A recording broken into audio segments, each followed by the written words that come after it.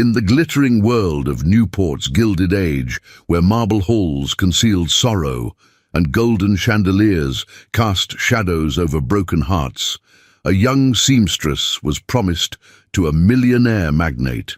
She dreamed of elegance, of belonging, of love. But upon stepping into the grandeur of Ashford Hall, she discovered a truth far colder than its marble floors. She had not been chosen as a wife, but as a caretaker for a fragile child, and as a pawn in a game of power. Tonight, I invite you to step into this world of secrets, longing, and impossible choices. Tell me, from where are you listening to this story? And do you believe love can truly bloom where only duty was meant to grow? Newport, Rhode Island, summer of 1883. The salt-kissed wind of the Atlantic brushed gently through the lace curtains of the train window as Charlotte Whitfield pressed her gloved fingers to the glass, her breath catching at the first glimpse of the coastline. The spires of Newport's great mansions pierced the horizon like monuments to another world, a world she was about to enter, not as a visitor, but as a wife. She was 24, a seamstress by trade, the eldest daughter of a declining Boston family with more honor than fortune. Her hands were calloused from years of embroidery and corset seams, but her heart still held the soft pulse of dreams. The proposal from Mr. Henry Ashford had come not with roses, but with a contract, formal, sealed and soaked in the quiet desperation of her father's quill. The Ashford fortune, born from steel and coal, could rescue them all. In return, Charlotte would become his wife. She had imagined what it would be like to arrive. A footman in gold braid, perhaps, a carriage pulled by white horses, a husband, stern, yes, but not unkind, awaiting her at the gates of his marble estate. But reality greeted her not with fanfare, but with silence. The carriage stopped before a towering iron gate veiled in ivy. Beyond it, the Ashford mansion loomed, all grey stone and shadowed windows, its facade like a mausoleum carved by wealth. The driver said nothing. A footman opened the door, and Charlotte stepped out, her travelling skirt brushing against the gravel with each tentative step. Waiting at the threshold stood a woman whose posture could have been sculpted from ice. "Mrs. Ashford," the woman said, her voice clipped, her eyes scanning Charlotte's form like a tailor inspecting a flawed hem. "I am Mrs. Price, housekeeper. Mr. Ashford is engaged in business. You'll be shown to your room." No embrace, no welcome, no husband. Charlotte nodded, her heart quieting into a hush of disappointment. Inside, the air was perfumed with beeswax and old paper. Marble columns lined the hallway like sentinels. A portrait of a woman in pale blue, beautiful, ghostly, hung above the hearth, half shrouded in shadow. Charlotte's steps echoed in the vast emptiness. Her chamber overlooked the sea, but the windows were locked.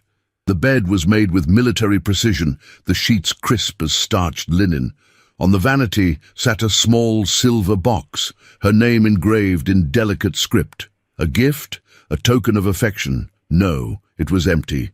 That evening she was summoned, not to the dining hall, but to a narrow corridor near the nursery. There, Mrs. Price opened a door with deliberate slowness. "You'll meet him now." Inside, the room was dim and quiet. A small boy lay curled in a four-poster bed, his thin shoulders rising and falling beneath a white blanket embroidered with the Ashford crest.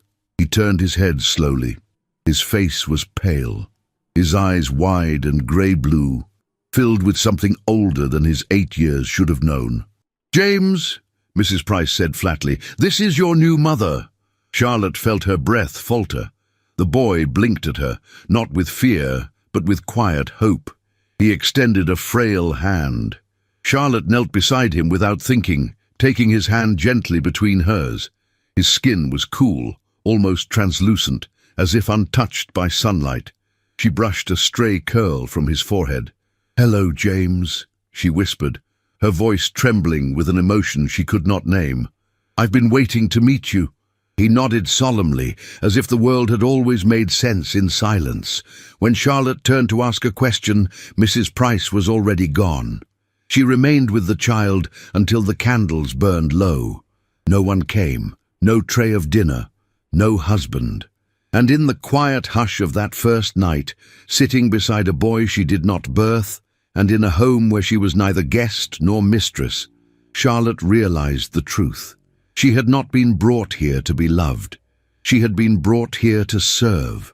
As she tucked James beneath the covers and kissed his forehead, a gesture that came to her like a memory not her own, Charlotte felt the gilded cage begin to close around her, and still she did not cry. The morning sunlight in Newport carried the scent of salt and roses, but within the walls of the Ashford mansion there was no trace of warmth. Charlotte rose early, as was now her custom, awakened not by kindness or a husband's embrace, but by the creak of the servant's footsteps in the corridor beyond her door. Her room, though elegantly appointed, remained untouched by intimacy. No flowers on the table, no messages, no knock at the door, only silence, precise and polished, like the silver candlesticks lined along the mahogany mantel. She stood at the mirror in her petticoat, brushing out the auburn waves of her hair. The maid assigned to her, a tight-lipped girl named Frances, had yet to speak more than 3 words since her arrival. And today, as on every day prior, she entered the room without a greeting, tightened the corset laces with unfeeling hands, and laid out a pale lavender day dress trimmed with ivory buttons. The fabric was soft, the tailoring perfect, but Charlotte still felt like a guest in someone else's skin. As she descended the grand staircase, her hand grazing the smooth banister carved from imported walnut, she caught the flicker of movement below. 2 maids, heads bowed together, broke into hushed whispers when they noticed her. One gave a nervous curtsy, the other turned away too quickly, her laughter smothered under her apron. Charlotte walked past them with dignity, though her cheeks stung. By the time she reached the corridor that led to the nursery, the sound of the great clock striking 8 followed her like a judge's gavel. The house was a palace of routine, silent meals, perfectly polished floors, and staff who carried their duties like soldiers. Except for James.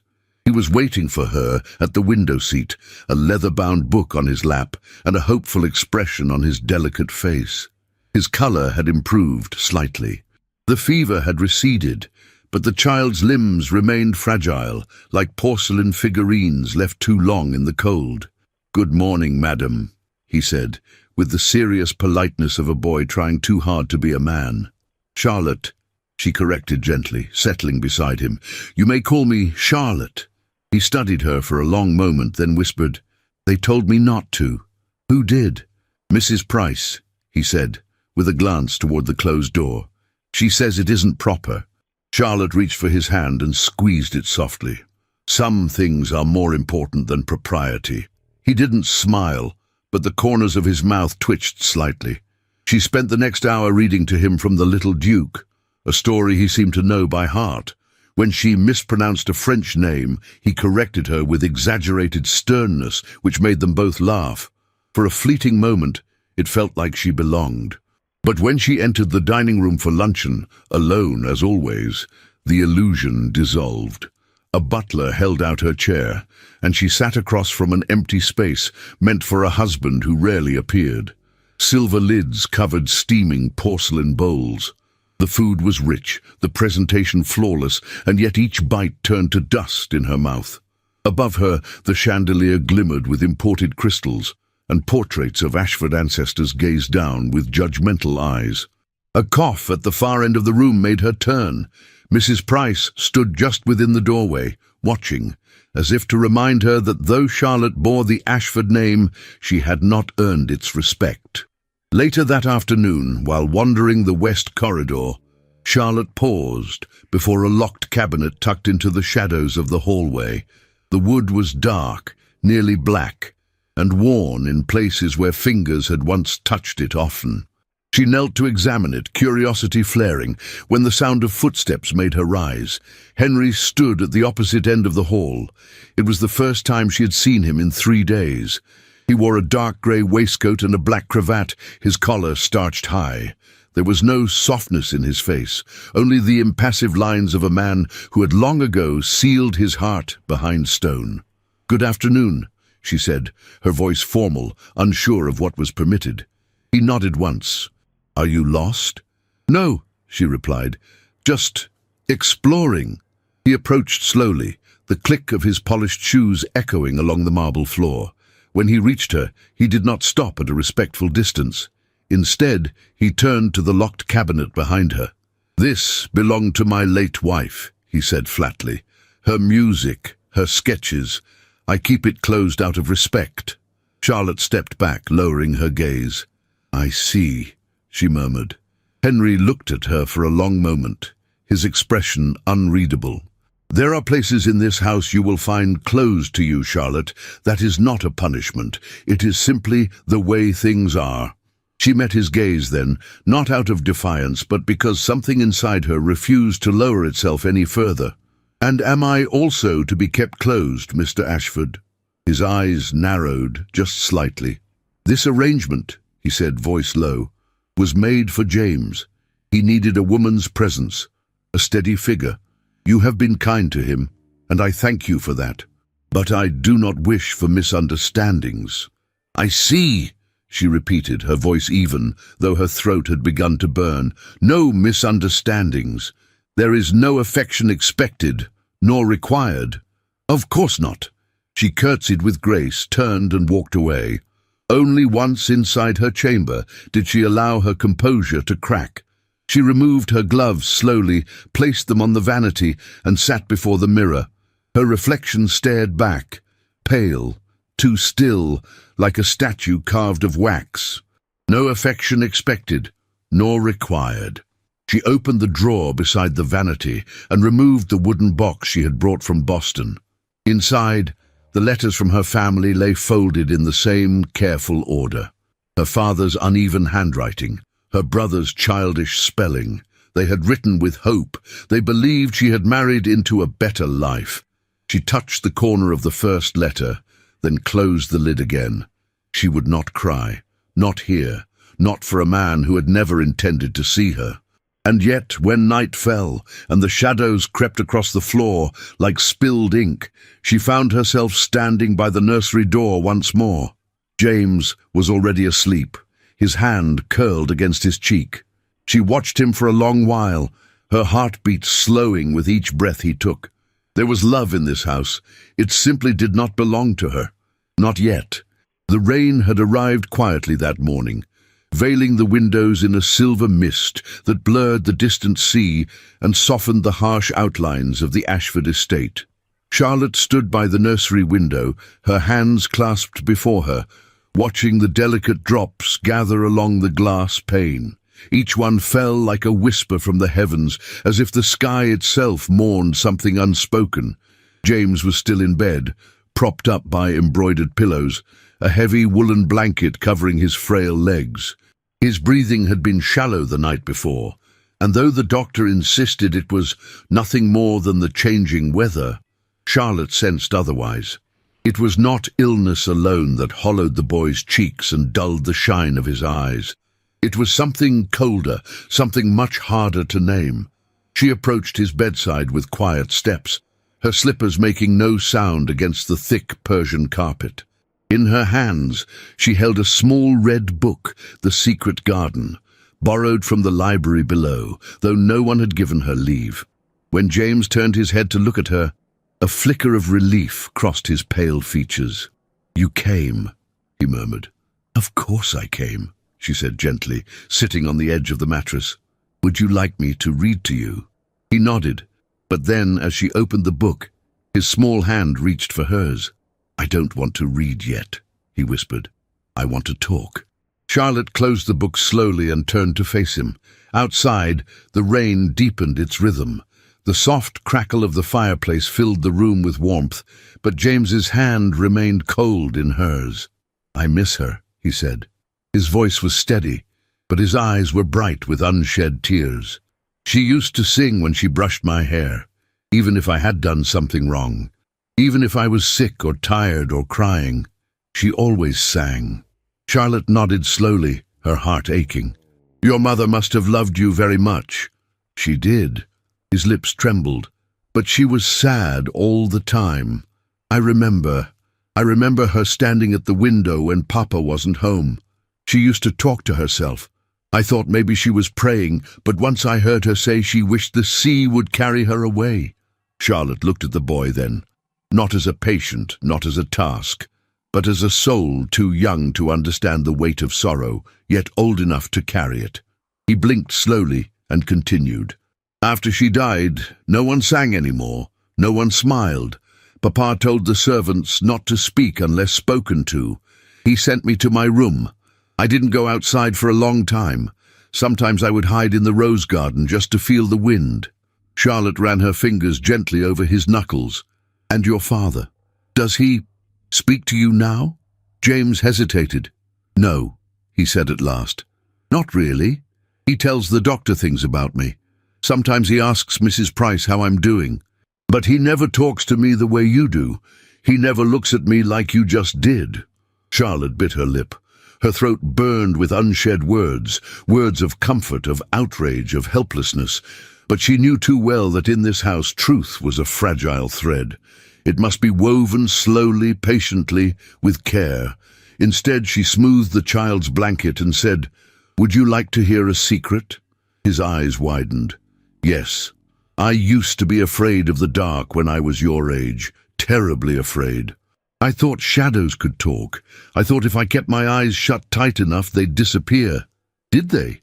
"No," she said with a small smile. "But eventually, I stopped being afraid." "Because someone helped you?" Charlotte nodded, the smile fading. "Yes. Someone held my hand." James turned his face away, but not before she saw the tears slip silently across his cheek. She stayed with him most of the morning, reading until his eyes grew heavy and his fingers slackened around hers. When he finally drifted into sleep, she stood quietly and moved to the door, only to find Mrs. Price already standing there. The housekeeper's arms were crossed, her expression as unreadable as ever. "You've grown attached," she said, not as a question, but as an accusation. Charlotte straightened her spine. "He's a child." "He is the Ashford heir," Mrs. Price corrected sharply, "and this is not a boarding school nursery where governesses are free to play mother." Charlotte met her gaze. "He needs affection. He needs discipline, stability, not fantasy and bedtime secrets." Charlotte's voice dropped, cold and measured. "You mistake kindness for indulgence." Mrs. Price's lips pursed. "I suggest you remember your place, madam. Your presence in this household is tolerated only because Mr. Ashford allows it. Do not confuse the child's fondness with influence." With that, she turned and walked away, her heels clicking sharply against the tiled floor. Charlotte stood in the hallway a moment longer, her heart racing. The words had struck deep, not because they frightened her, but because they reminded her of something she could not afford to forget.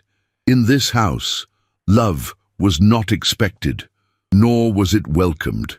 Later that evening, as twilight gathered over Newport like a velvet cloak, the estate prepared for a formal dinner. The dining hall was adorned with white lilies and tall silver candelabras. The scent of roasted pheasant and warm butter drifted through the air. Charlotte had not been informed of the gathering.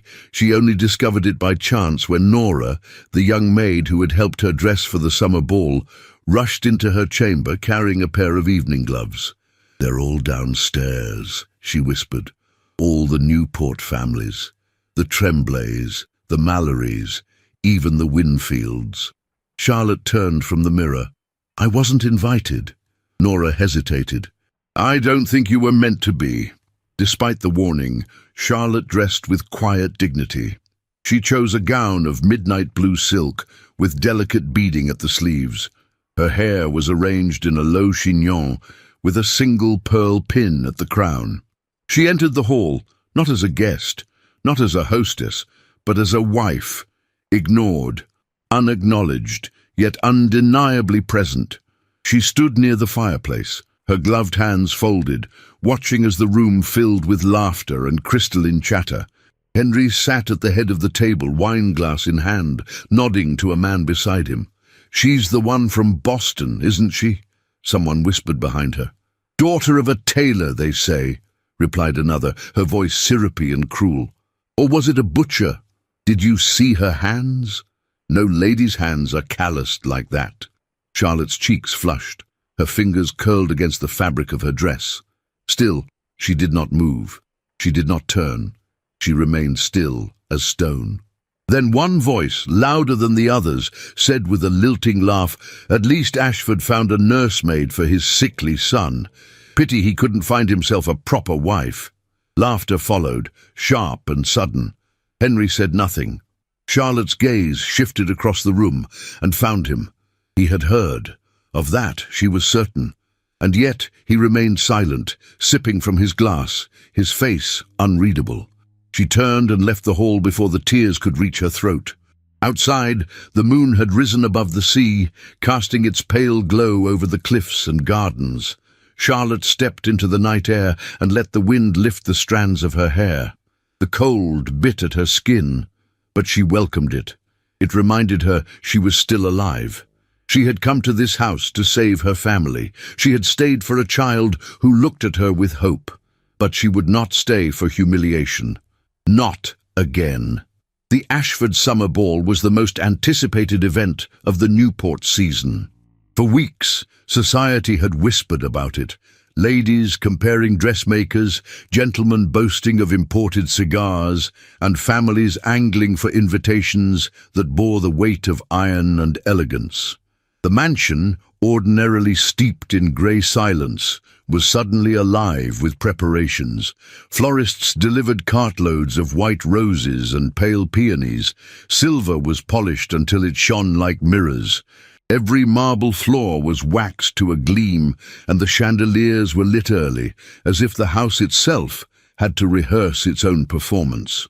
Charlotte stood by her bedroom window, watching carriages pass through the iron gates below. The estate was a beacon that night, blazing with candlelight against the velvet blue sky. Her breath fogged the glass as she leaned forward, uncertain whether she belonged to the world unfolding outside or was simply another ornament inside it. No one had told her she was expected to attend, but Nora, the maid with kind eyes and nimble fingers, had entered her room shortly after dusk with a look of nervous urgency. "They assume you know," she whispered, closing the door behind her. "But I overheard Mrs. Price telling the other maids to leave you unprepared. She means to shame you." Charlotte turned slowly. "Why?" Nora hesitated, then looked down. "Because you were not meant to outshine anyone." Charlotte's voice was calm, too calm. "I see." There was a silence. Then Charlotte crossed the room and opened the small wardrobe where 3 gowns hung, gowns provided upon her arrival, chosen without consultation. The richest among them was a stiff crimson monstrosity, better suited for winter. Another was too sombre, nearly black. She touched the last one with care.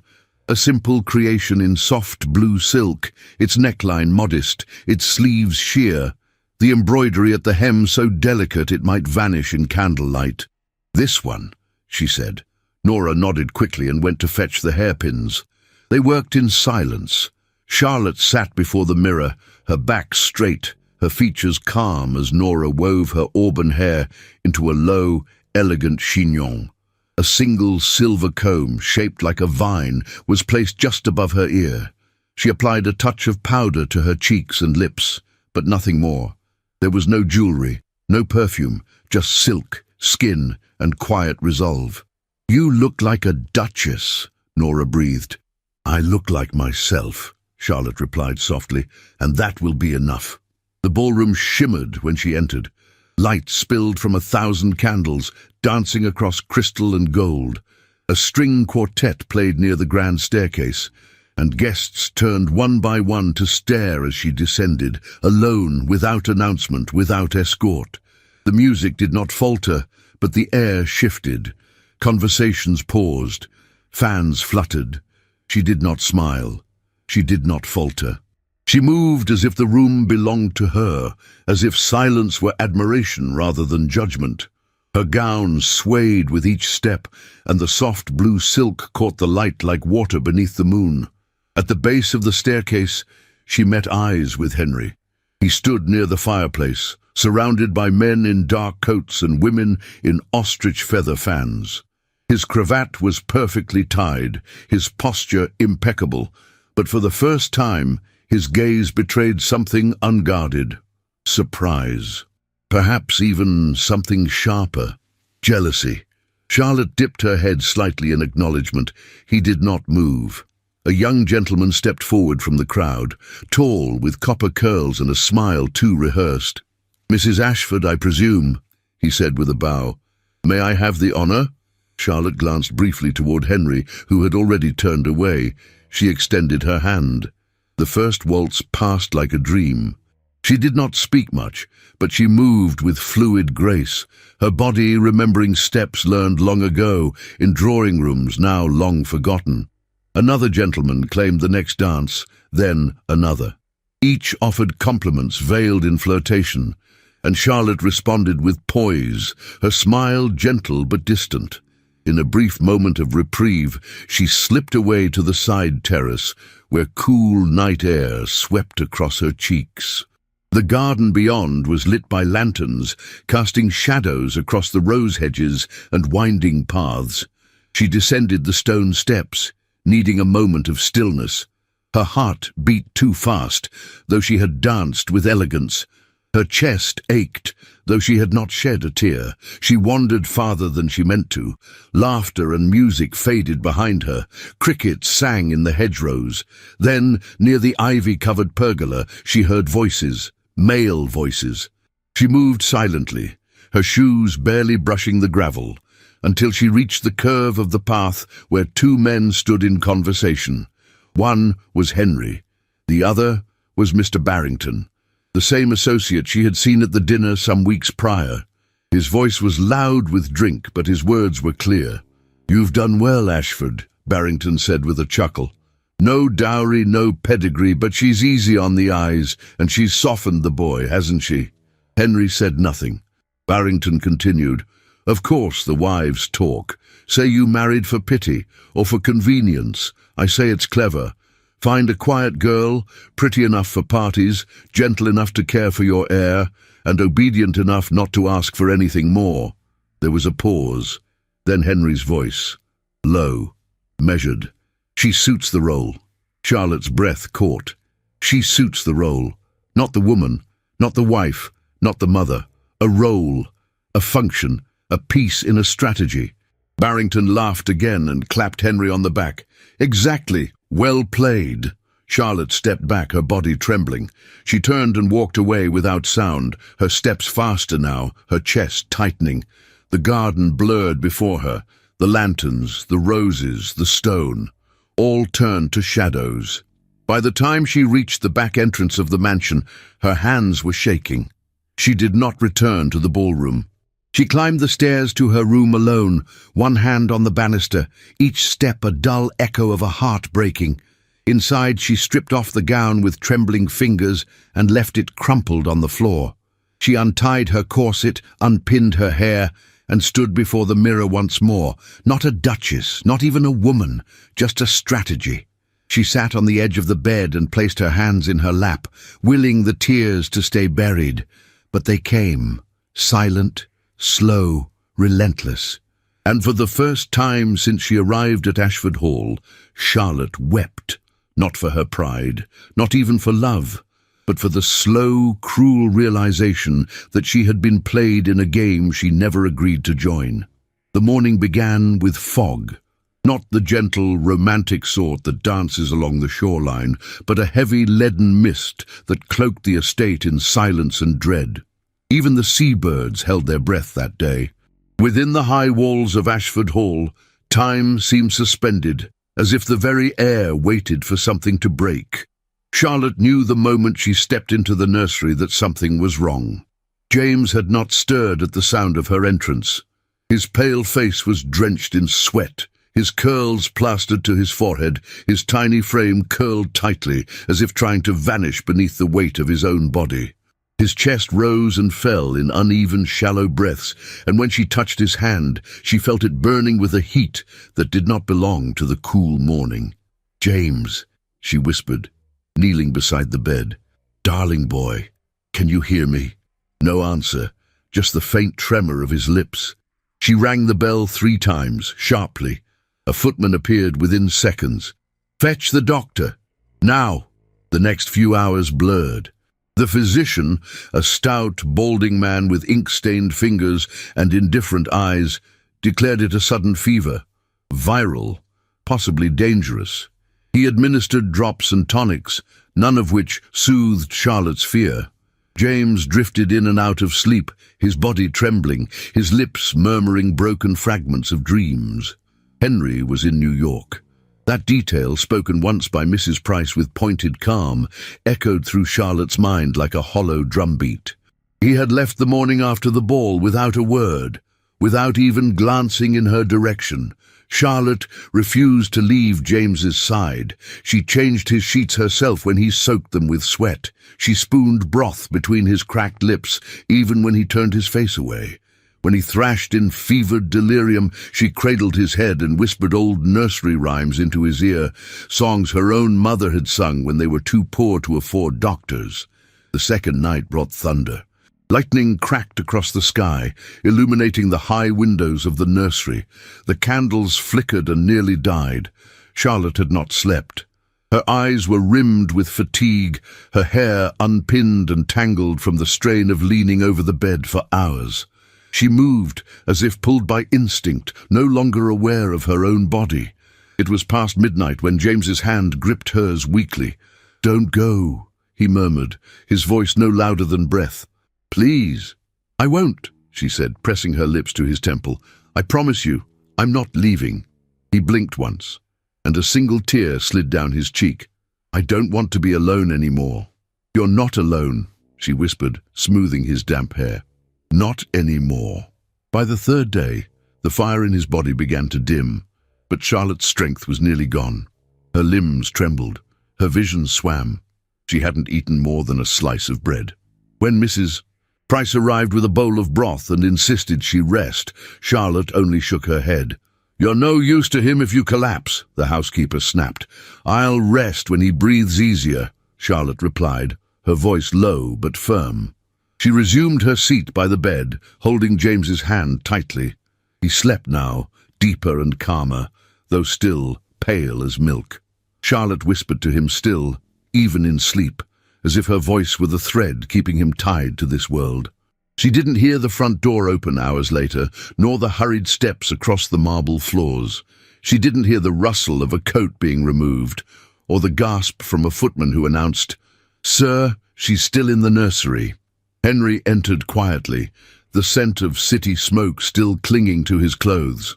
The sight that greeted him arrested his breath. Charlotte was seated on the edge of the bed, her head bowed low, her cheek resting against the boy's frail hand.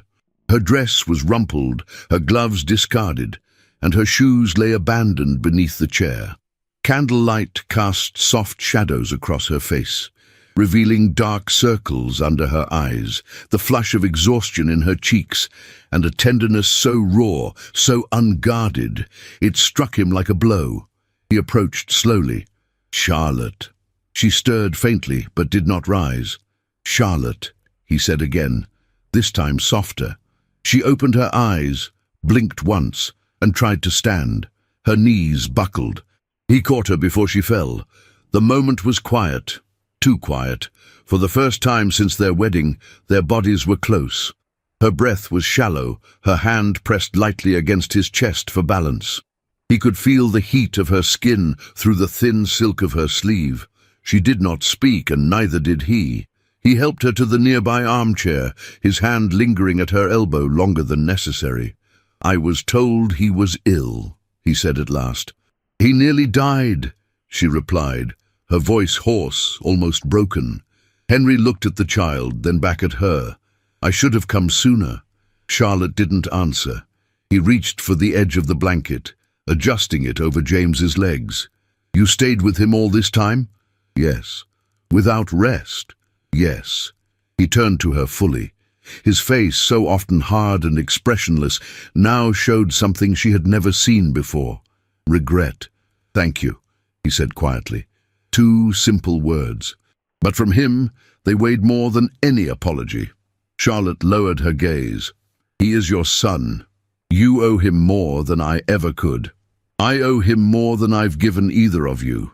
She looked up then, slowly, meeting his eyes.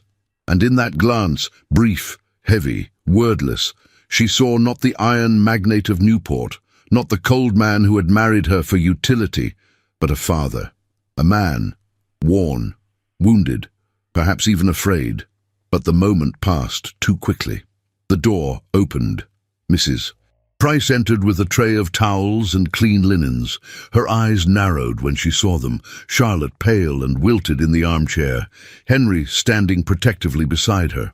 "How touching," she said, placing the tray down with unnecessary force. "One might almost believe it was love." Henry turned, his expression shuttered. "That's enough." Charlotte stood, despite the weakness in her legs. "I'll stay with him tonight," she said. "No," Henry said, and this time his voice held command. "You'll sleep. I'll take the chair."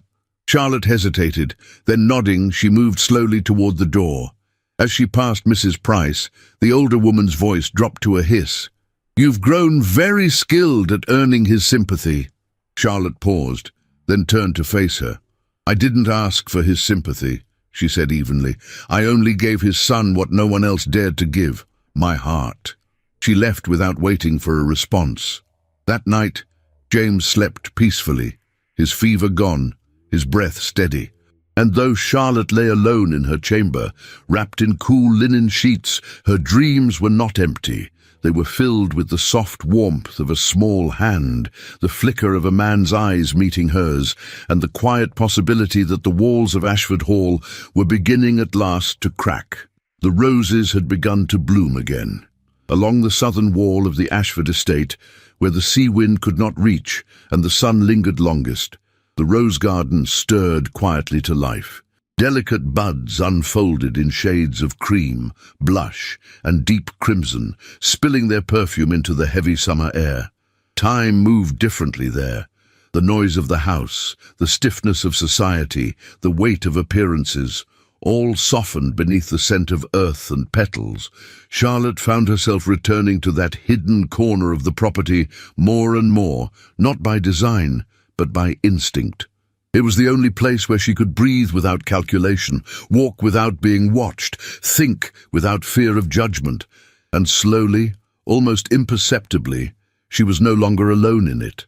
It began with conversations, quiet ones, brief ones, exchanges at the edge of James's room, or passing moments near the breakfast table. Nothing overt, nothing daring, yet something had changed.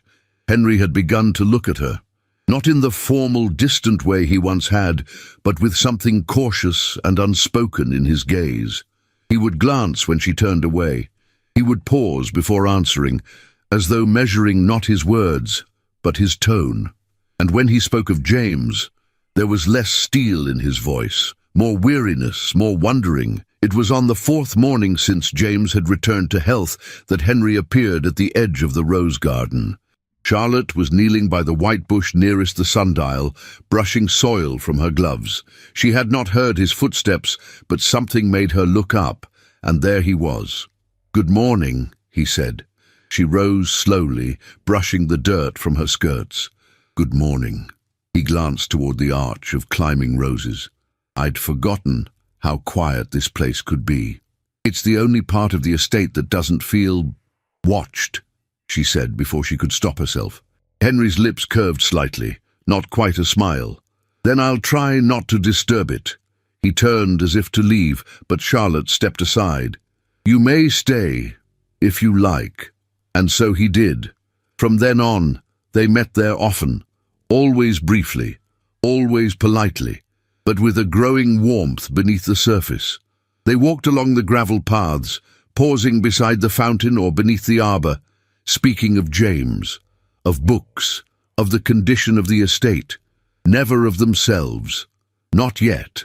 One afternoon, as clouds threatened rain beyond the cliffs, Charlotte found herself seated on a stone bench, her gloves folded in her lap, while Henry stood before her with his hands behind his back. The silence between them had grown comfortable, like old fabric. "He looks more alive," Henry said at last. "James?" Henry nodded. "He smiles now. He speaks more. Laughs. He hasn't laughed in over a year." Charlotte looked down. "He needed to be heard." Henry's jaw tightened slightly. His mother used to speak to him often, but not with joy. She spoke as if trying to convince herself she was still his mother. Charlotte looked up, startled. "She wasn't cruel," he continued. "Just hollow. We married for reasons that suited our families. There was never affection, and when James came, she wasn't prepared to be needed." Charlotte said nothing. She could feel his words tightening in the air, like the sky before a storm. "She caught a chill in the garden one evening," Henry went on. "Wouldn't come in, said she finally felt something. 2 weeks later, she was gone." Charlotte's breath caught. She refused treatment, refused to let anyone near her, not even James. I sat beside her bed and held her hand while she wept for a life she never asked for. He turned to her then, and in his eyes, Charlotte saw something raw, something naked, a man not made of steel, but of wounds. "I failed her," he said simply. "And I've failed him." Charlotte rose slowly, her voice low. "You haven't failed James." "I sent him into silence," Henry said bitterly. "I thought distance would make him strong. That grief must be carried alone." Charlotte stepped closer. "Grief shared is not grief halved. It is grief understood." For a moment, he looked at her as if truly seeing her for the first time. His hand moved slightly, as if he might lift it, as if he might reach for the lock of hair brushing her cheek. But he stopped. "Instead," he said quietly, "you've changed him." She smiled, just barely. "He changed me first." They stood like that, the space between them weighted with something fragile and trembling. The sun slipped behind a cloud, and a breeze carried the scent of roses between them. Their hands were close, too close. Charlotte's breath caught in her throat, and for the briefest second she thought, hoped, he might lean forward. But a voice broke through the stillness. "Mr. Ashford, forgive me. I was told you were here." Henry turned sharply. Mrs. Price stood at the far edge of the garden path, her posture stiff, her expression unreadable. "Excuse the interruption," she said with a curtsy, her gaze flicking coldly toward Charlotte. "Your presence is requested in the library. Mr. Barrington has arrived unannounced." Henry hesitated. Then he turned to Charlotte, his eyes lingering for just a moment. "Until later," he said softly. Charlotte inclined her head. "Of course." He walked away, his figure soon swallowed by the hedges. Mrs. Price did not move. Charlotte turned to leave as well, but the housekeeper's voice stopped her. "A word, madam?" Charlotte faced her. "Yes?" Mrs. Price stepped forward, lowering her voice. "I've served this family for 23 years. I've buried a mistress and seen 2 generations pass through these halls, and I recognize ambition when I see it." Charlotte's eyes narrowed. "What exactly are you accusing me of?" "Accusing?" The older woman let out a humorless laugh. "Nothing, madam, only reminding. You were brought into this house for a single purpose, to serve as caretaker, not as wife in truth, not as mistress of this estate." Charlotte drew herself up. "I don't need your warnings." Mrs. Price stepped closer. "You may be warming the child, you may even warm the master, but fire, Mrs. Ashford, is dangerous. And ambition disguised as compassion burns faster than anything." Charlotte's voice was steady. "I want nothing that wasn't freely offered."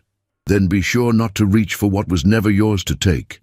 With that, Mrs. Price turned and left. Charlotte stood alone in the garden, the roses at her back, the sky darkening overhead. The warmth of Henry's closeness still lingered on her skin. The weight of Mrs. Price's words sat heavy in her chest. She walked slowly back to the house, her steps measured, her heart filled with questions that had no name. And though no one saw it, as she crossed the threshold back into the marble halls of Ashford Hall, her fingers grazed the silver locket at her throat, the one that held no picture, only a strand of her mother's hair, a memory, a vow. She would not be broken, not by silence, not by threat. not even by the stirring ache that now bloomed quietly, dangerously beneath her ribs. The air that morning was thick with the weight of summer, as if the walls themselves were holding their breath. The sky over Newport was cloudless, yet a storm brewed within the stone corridors of Ashford Hall, invisible to all but the two hearts that would collide before nightfall. Charlotte rose before the bells. James had slept soundly, his colour returning, his laughter soft but real. It was a quiet victory, and she clung to it. She had dressed simply that day, in a pale cream muslin gown with pearl buttons at the cuffs. Her hair was braided into a loose chignon, with only a thin satin ribbon to tame it. She looked like peace itself, but peace was a fragile illusion. She walked the halls after breakfast, her steps light but her mind uneasy. Henry had been distant again. Not cruel, never cruel, but absent. Since their conversation in the rose garden, he had grown quieter, more burdened. His glances had grown rarer, his silence longer. By chance or by fate, Charlotte paused outside the study as a maid emerged. The door remained slightly ajar. She had not meant to enter, but something within pulled her forward. The room was bathed in golden light. Dust motes floated like ghosts above the desk, and beside an open ledger sat a letter, its seal already broken. She hesitated. Then, with trembling fingers, she reached for it. The handwriting was sharp, familiar. She read slowly, each word burning deeper than the last. Ashford, you once told me there were no lengths to which you wouldn't go to secure your legacy. Marrying the girl was a clever move, humble enough to be manipulated, pretty enough to be paraded, and useful enough to anchor your fragile son. But now you hesitate. You have until the end of the month to reconsider my offer. Agree to the merger, or I'll ensure Newport knows exactly how and why you married her. She won't survive the scandal. And neither will you. Ever yours, B.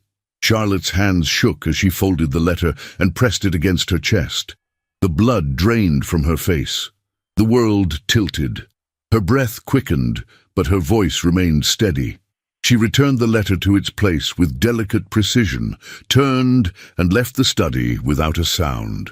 The hallway stretched endlessly before her, each step echoing like thunder. She had been foolish. She had believed that tenderness had grown from truth, that the garden conversations, the soft looks, the near kiss had been real. But everything made sense now. She had been chosen not for love, not even for kindness, but for convenience, for image, for strategy. A quiet woman from humble beginnings, a woman who would not question, a woman who would not resist. She reached the parlour where Henry stood speaking with a footman. Her presence silenced them both. The servant bowed quickly and left. Henry's brow furrowed. "Charlotte, I read the letter." His expression froze. "I read the letter from your associate," she said, her voice flat. "Barrington, I assume." He said nothing.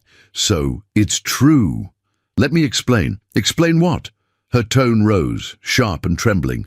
"That I was part of a negotiation, a pawn in your empire. That you married me to quiet the whispers and comfort your heir, and now you hesitate only because the price of betrayal might be higher than you expected?" "Charlotte," he said, more firmly, stepping forward, "that letter is a threat, a manipulation, a reflection," she snapped, "of exactly what you once thought of me." He fell silent. She paced before the fireplace, the silk hem of her gown whispering across the rug. "Did you ever intend to tell me, or did you plan to continue feeding me silence and half-glances while my name was traded in smoke-filled rooms? I protected you. You used me." The words landed between them like the shattering of glass. Henry turned away, running a hand through his hair. His control was slipping, and for once, he didn't hide it. "I made a decision," he said, his voice low. "One that served my son, my estate, and yes, my name. But I never meant to harm you." Charlotte laughed bitterly. "Harm me? You erased me.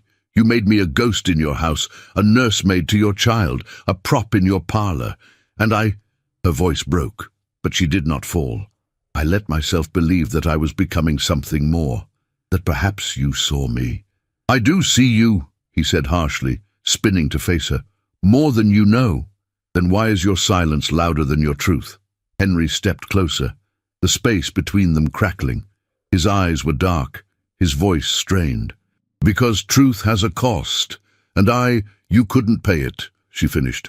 "But I have, every day, with every step I've taken in this house, every breath I've drawn under your roof." She backed away, her chin high. "I will remain until James is strong. After that, I will leave." His jaw clenched. "You would take him from me?" "No, I would take myself." Silence. A long, aching silence. Henry looked at her as if trying to speak without words, but the weight of everything unsaid hung heavy in the space between them. Charlotte turned. She walked away without looking back, and Henry, once so sure of everything, remained still. For the first time, he did not know how to stop her. The scent of departure lingered long before any suitcase was packed. It crept into the corners of Charlotte's chamber, into the silent space beneath her pillow, into the gown she folded with trembling hands and the gloves she smoothed with deliberate precision. The house, once oppressive in its grandeur, now felt like a stranger gently ushering her toward the door. It was the end of summer. The roses had begun to wilt, their petals curling inward as if mourning something unseen. Outside her window, the ocean murmured its endless lament. And within her, a storm had quieted, not for lack of fury, but from sheer exhaustion. She had made her decision. She would leave. She told James that afternoon. The boy was seated near the hearth, his knees tucked beneath a quilt, a book open on his lap, though he had not turned a page in minutes. When she entered, he looked up with that bright, honest gaze that always undid her. "I'm going away," she said softly, kneeling beside him. His smile faded. "For how long?" "I'm not sure." He blinked, then frowned. "But you'll come back." Charlotte swallowed. "I'll write, as often as you like." His voice quivered. "You promised you wouldn't leave." She reached for his hands, cupping them in hers. "I said I wouldn't leave while you were ill, and you are well now, aren't you?" James nodded reluctantly, his eyes glossy with unspoken grief. "You'll have your father," she added gently. He shook his head. "He's not you." Charlotte kissed his forehead, trying to memorize the shape of his face, the warmth of his breath, the weight of this final moment. "I'll always care for you, James, no matter where I am." He looked down. "Will you be safe?" She smiled, though her eyes burned. "Yes." James leaned into her, his thin arms wrapping tightly around her waist. She held him for a long time, swaying gently, as though she could rock away both their sorrows. And when she finally rose, her knees nearly buckled under the ache of leaving something she loved. She returned to her chamber and finished packing in silence. The house did not resist her departure. It did not creak or groan. It stood indifferent, as it always had. Even the staff said little. Nora, the kind maid who had once dressed her for the ball, lingered in the doorway, uncertain. "Are you sure?" she asked, voice hushed. "Yes." "Then let me help you." They worked together without a word. Charlotte laid out her simplest coat, a soft grey wool with a velvet collar. The very one she had arrived in months ago, when she still believed a new name could become a new life. The memory stung like a fresh wound. That night, sleep did not come. The moon was high when the knock sounded on her door. She opened it slowly. Henry stood there, his hair tousled, his cravat loosened. Not the steel magnate of Newport, but a man disarmed, hollowed, human. He did not step inside. "I wanted to see you," he said quietly. She nodded. "You've seen me." He hesitated. "James cried." "I know." Henry's jaw clenched. He looked past her to the suitcase resting by the bed. "I didn't want this," he said. Charlotte lifted her chin. "Didn't you?" "No," he whispered, "but I didn't know how to stop it." There it was, the confession, the flicker of pain behind the fortress of his silence. But it came too late. She didn't ask him to explain further. She didn't ask him to beg. She waited, gave him the chance to say what truly mattered, but the words never came. He looked at her one final time, then he stepped back, nodded faintly, and disappeared down the hall. The door clicked shut behind him. She stood there for a long while, her hand resting on the doorknob as if unsure whether to turn it again, to call after him, to defy the ache tightening around her chest like a corset laced too tightly. But she did not call him back. She did not open the door. At dawn, the carriage waited at the gate. Charlotte descended the steps with Nora at her side. Her suitcase was lifted onto the rack. The driver adjusted the reins. No one else came to see her off. Not Henry, not Mrs. Price, not even the butler. Only James watched from the upstairs window, his hand pressed flat to the glass. She saw him through the mist. Her heart clenched. The wheels turned. Ashford Hall vanished behind the trees. In town, she rented a modest room in a brick boarding house on Elm Street, its curtains faded and its floors creaking with age. It was nothing like the estate, no chandeliers, no marble, but it was hers.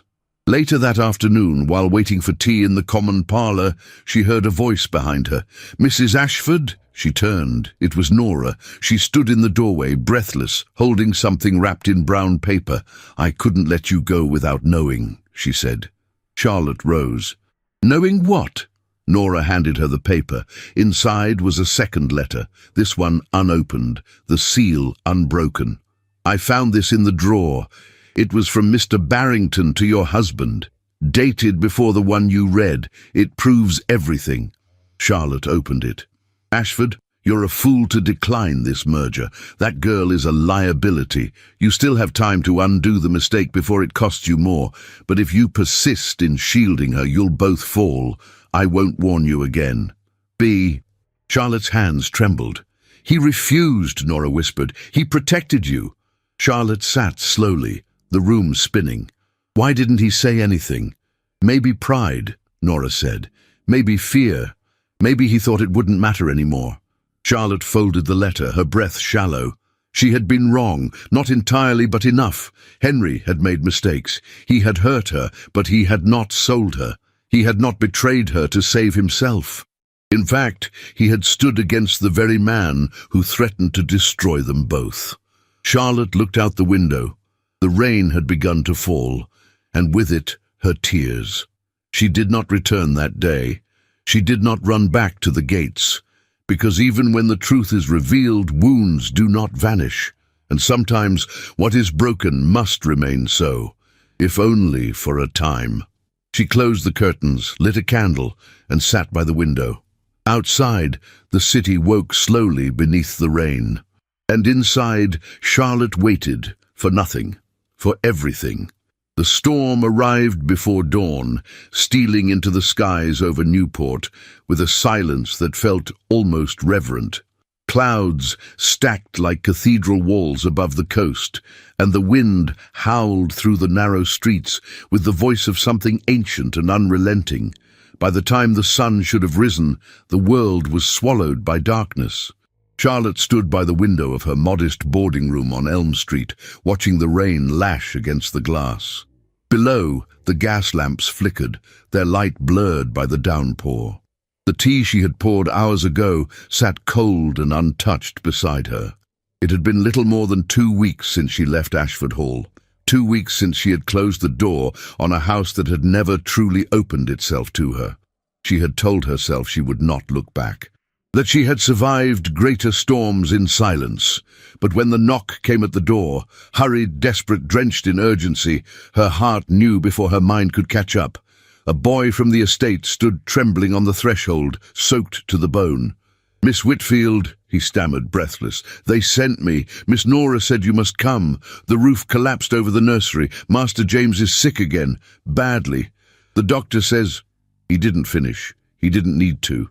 Charlotte was already moving, her cloak flying around her shoulders, her bag forgotten by the bed. She did not ask questions. She did not stop to think. She simply followed the call of her heart. The carriage ride was a blur of shadows and wind. Thunder cracked like a whip overhead, and lightning illuminated the hills like warning fires. Every jolt of the wheels over the muddy roads made her clench her fists tighter. But she did not pray. She only whispered James's name over and over, like a thread pulling her back to him. Ashford Hall emerged from the mist like a wounded beast. One of the chimneys had crumbled, and the west wing was dark, its windows shattered. Servants moved frantically in the rain, trying to cover broken glass with canvas. The roses had been stripped from their trellises. The air smelled of wet ash and despair. Charlotte didn't wait for a greeting. She ran up the steps, mud soaking her hem, heart pounding. Inside, the halls were dimly lit, filled with the murmur of fear. A maid gestured wordlessly toward the stairs. Charlotte climbed them two at a time. She pushed open the nursery door and froze. James lay on the bed, his skin ashen, his breathing shallow. A wet cloth rested on his forehead, and his little hands trembled on top of the blankets. His eyes fluttered open when he heard her, and a ghost of a smile formed on his lips. "Charlotte!" She crossed the room and dropped to her knees beside him, brushing his damp curls from his brow. "I'm here," she said, her voice thick with emotion. "I'm here, my darling." His hand reached for hers. She took it, and in that moment, the world righted itself again. Henry stood near the hearth, motionless. His cravat was undone, his coat soaked from the storm, his face pale and drawn. He looked not like a master of fortune, but like a man brought to his knees. Charlotte glanced up at him, but he said nothing, only watched her, eyes hollow, lips parted, heart exposed. She turned back to James and took command of the room. "Hot broth, towels, clean linens. We'll keep him warm but not sweltering." Nora nodded quickly and vanished. Charlotte remained at James's side through the night. She whispered stories. She hummed lullabies. She changed the cloths on his forehead, wrapped his feet in warm flannel, held him through every tremor and moan. And Henry never left. He stood in silence at first, then brought firewood, then poured water, then sat. They did not speak, not truly, but they shared the space between them as if it was sacred. At one point, deep in the night, James stirred and whispered, "I'm sorry." Charlotte leaned close. "For what?" "For making you come back." She pressed a kiss to his temple. "You called me, and I came. That's all that matters." Later, after the fever began to break, she stepped out into the corridor, breathless with fatigue. Henry followed her. She did not speak. She could feel his gaze on her, burning between her shoulder blades. "Charlotte." She turned slowly. He looked at her as a man who had lost something and found it again. Too late. "I should have come for you," he said. "Yes?" she replied. "I read the letter you left behind. The second one." She nodded once. "It changed nothing." "It changed everything," he said, stepping closer. There was silence. The thunder had faded, but the wind still sang through the broken edges of the house. "You never asked me to love you," Henry whispered. "And I never meant to, but I did. I do." Charlotte closed her eyes. "Don't say it because you're afraid," she said, voice quiet. "Don't say it because he almost died." "I say it because I've already lived without you," he replied, "and I cannot do it again." She looked up then, and what she saw in his eyes shattered the walls around her heart. Not certainty, not victory, but vulnerability and truth. She took a breath, but it trembled. "Why didn't you tell me?" she asked. "About the letter, about the merger, about the choice you made." "I was ashamed," he said simply. "Not of the decision, of how long it took me to make it." She did not answer, not with words. But she stepped forward, and he caught her hand, held it as if anchoring himself to the moment. It was not a kiss. It was not a vow. It was the beginning of something neither of them yet understood, but both of them finally welcomed. When they returned to James's side, his breathing had steadied. His color had begun to return. He smiled in his sleep. Outside, the storm passed, and inside, something else broke open, soft and slow, like the first light after a long night. Autumn came like a hush over the coastline, trailing gold across the hills and weaving amber light through the windows of Ashford Hall. The sea had calmed, the wind now soft rather than sharp, and within the newly restored walls of the great estate, A gentler rhythm had taken hold, one built not on tradition or fear, but on something deeper, quieter, love. Not the kind sung in ballrooms or stitched into sonnets, but the kind born of storm and stillness. The kind that bloomed slowly, rooted in truth. It had been nearly 3 months since the storm, and the mansion, though scarred, stood tall once more. The west wing had been rebuilt with care. The rose garden had begun to climb again, its vines stubborn and fragrant.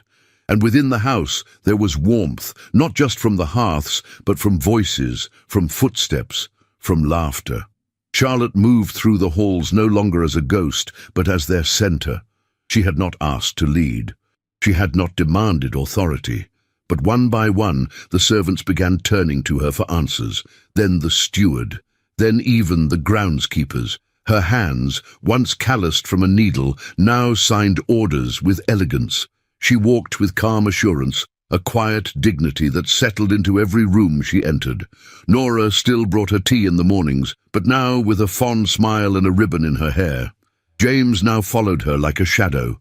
His steps were stronger, his voice brighter, and when he laughed, it echoed through the halls like a hymn.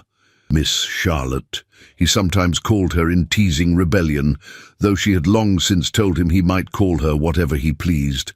And Henry watched, at first from a distance, as if unsure how to enter a world he had once controlled.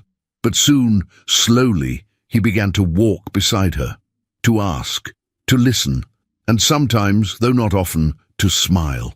They did not speak of the past, not because it was forgotten, but because it had already been faced. He no longer avoided her, he sought her, not as a possession, not as a cure, but as a partner.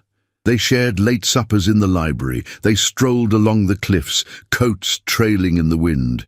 And some nights when the moon was high and the walls quiet, they sat in the drawing room and said nothing at all, because nothing more needed to be said. The townspeople noticed. The invitations came slowly at first, a luncheon here, a private recital there, but soon the doors of Newport society creaked open again, not because of Henry's wealth, but because of Charlotte's strength. They called her gracious, elegant, a woman of quiet distinction. But what they truly admired, what they could not name, was her stillness, forged in fire, her ability to endure without resentment, to lead without vanity.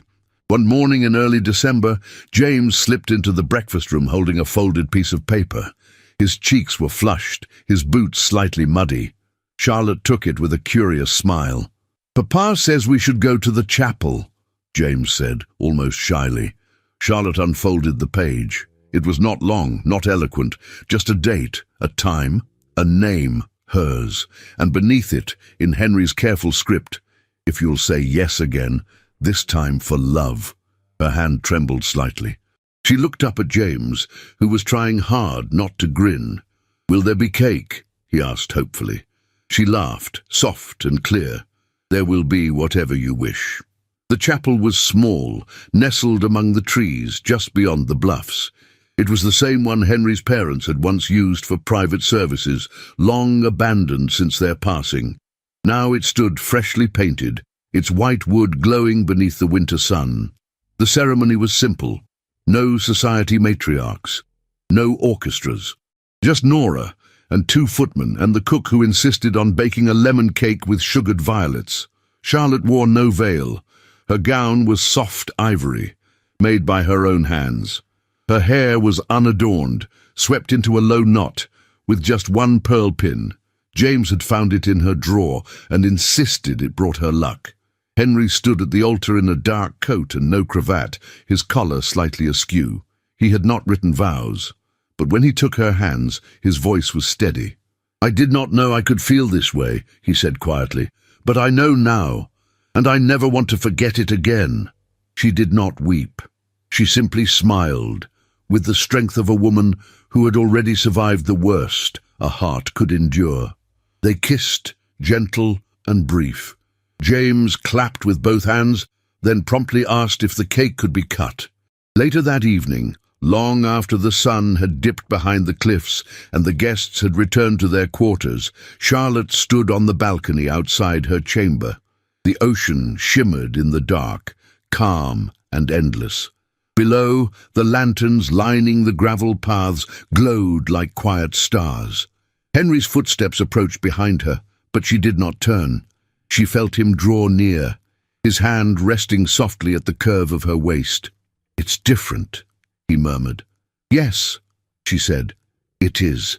She leaned into him slightly, the wind stirring the fabric of her sleeves. She no longer wore borrowed gowns, no longer walked halls afraid of echoes. She was not the seamstress from Boston, nor the ghost bride in a stranger's house. She was the mistress of Ashford Hall. But more than that, she was a woman who had chosen her place and claimed it with grace. A woman who had once been offered a cage and who, through quiet defiance and untold kindness, had turned it into a kingdom. The bells chimed in the distance, soft and slow, and Charlotte, still looking out to sea, whispered the only vow that truly mattered now. "I will never forget who I am."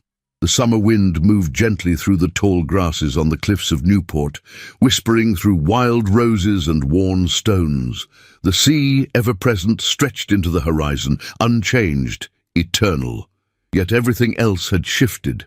Ashford Hall stood as proud and serene as ever, but its walls now echoed with a different kind of sound. Laughter, quick and youthful, footsteps running down staircases, the muffled sound of piano practice drifting from the music room, the hush of lullabies sung just past midnight. Charlotte stood in the orchard, beneath the same apple tree where James had once drawn her sketch in the dirt. She wore no bonnet, her hair threaded with streaks of soft silver that glistened in the afternoon sun. In her arms rested a child, barely 4 months old, his cheeks round and pink, his eyes the same stormy grey as his father's. "You were late for your nap again, little traitor," she whispered fondly to the baby. "Your sister taught you rebellion too soon." From the other side of the field, a girl's voice rang out. "Mama, he took the kite!" Charlotte turned just in time to see James, now 16 and tall as his father, running through the orchard with a yellow-ribboned kite in one hand and a mischievous grin on his face. Chasing him barefoot was a little girl of 7, her dark hair flying, her fists balled. "That's mine," she shouted. Henry's voice came from the path. "I warned you both about wind and consequences." He looked older, yes. Lines deepened around his eyes, streaks of grey at his temples, but the weariness that once haunted him had long vanished. In its place was the softness of a man who had learned joy late and cherished it like treasure. He reached Charlotte's side and kissed her cheek. "Another letter from the mayor arrived. They want you to speak again. Something about the hospital funding." "I'll go," she said softly, "but only if I'm allowed to wear my old gloves. The ones with the worn-out fingers." He smiled. "A revolutionary." She tilted her head. "They call me Mrs. Ashford now at those luncheons, but I know exactly who I am. A seamstress who learned how to survive." They stood in silence a moment, watching James chase his sister. The orchard was full of sun and time. Later that evening, Charlotte sat at the writing desk in her dressing room. A journal lay open before her.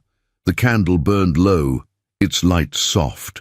She had written these pages for years, entries about James's recovery, her daughter's first words, the rebuilding of the chapel after the town fire, the day she was asked to serve on the board of trustees for the city orphanage. But tonight, she simply wrote one sentence. "I never expected to be so loved in a world that once did not want me." Downstairs, Henry played chess with James in the library. Their quiet laughter drifted through the floorboards. Nora had long since retired to her cottage on the grounds, gifted to her by Henry after the birth of Charlotte's first child. She still visited every Sunday and brought honey cake wrapped in cloth napkins. Mrs. Price, however, had left Newport 5 years earlier, quietly dismissed after a final act of cruelty toward a housemaid. Charlotte had not asked for it, but Henry had made the decision himself, without fanfare. Some debts, he had said, could only be paid in silence. The town of Newport had changed too. The old families who once whispered behind lace fans about the girl from Boston now praised her donations, her leadership, her unshakable presence. But Charlotte never sought their approval. She had learned to live without it, and now that freedom was her crown. Every anniversary, Henry took her back to the chapel. And every year, he asked her the same question, "Would you marry me again?" And every year Charlotte replied with the same words, "Only if I can wear the same dress." At dusk, she stepped onto the balcony alone. The ocean murmured below. The sky was painted in violet and gold. She looked out, not with longing but with fullness. She had entered Ashford Hall as a girl with calloused fingers and a breaking heart. She had stayed as a mother, a lover, a woman rebuilt by fire. And now, as the stars began to wake above her, Charlotte Ashford knew that she had left no thread untied, no vow unkept, no part of her soul untouched by love. Behind her, Henry's voice called softly, "Come in, Charlotte. It's time to put the baby to bed." She turned, smiling, and as the wind caught her gown and the light framed her silhouette, she looked, at last, not like a guest in someone else's world, but like the true mistress of it, not gilded, not borrowed, but entirely and gloriously hers. When a heart has been wounded, it builds walls, not out of stone, but out of silence. And yet, as we saw in Charlotte's journey, even the coldest walls can be softened by kindness. Even a marriage born of duty can be transformed by love. And even a woman once overlooked can become the beating heart of a family, a home, a legacy. This was never just a story about lace gowns and grand mansions. It was about dignity in the face of humiliation, about choosing compassion when you've only known rejection, about daring to believe that your worth is not defined by where you were born, but by how you choose to love, even when it's hard. If the gilded home touched your heart, I invite you to reflect. What part of Charlotte's story did you see in your own? What moment made you hold your breath or wipe a tear? Leave a comment below and write the word kingdom if you stayed with us until the final scene. That one word tells us you believed in her transformation, just like we did. And if this story moved you, please share it with a friend, a sister, or anyone who still dreams of a second chance. Your share helps this channel reach more hearts. Want more stories filled with emotion, resilience, and unforgettable love? Don't miss the other romantic tales I've linked for you in the cards above. Each one is a journey, unique, powerful, and waiting to be discovered. Thank you for listening. And remember, sometimes the most beautiful homes are built not with bricks, but with grace, courage, and a heart that refused to break.